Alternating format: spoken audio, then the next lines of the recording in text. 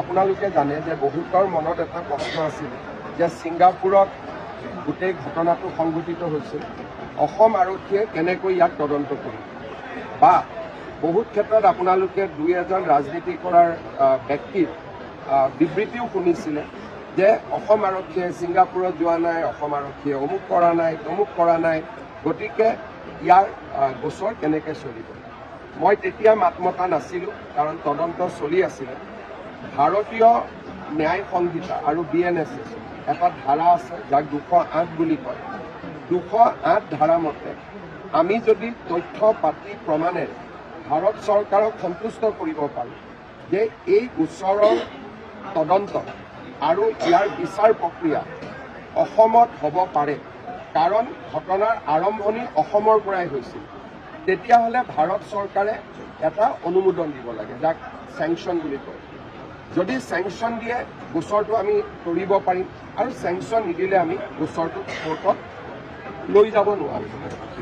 আমাৰ SITয়ে যিখিনি তথ্য পাতি ইতিমধ্যে সংগ্ৰহ কৰিলে, সেই তথ্য পাতিৰে আমি ভাৰত চৰকাৰক সন্তুষ্ট কৰিব পাৰিছোঁ যে এই গোচৰৰ বিচাৰ অসমত হ'ব লাগে, আৰু এই গোটেই ঘটনাৰ উৎস বা অৰিজিন ই অসমৰ পৰা আৰম্ভ হৈছে।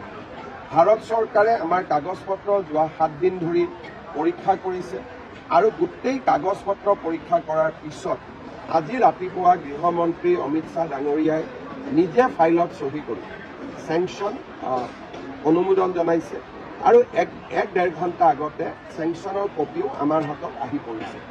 জুবিনৰ উপজা দিনটোতে ন্যায় দিয়াৰ এটা বহুত ডাঙৰ বিশাল পদক্ষেপত আমি সফল হ'ব পাৰিম।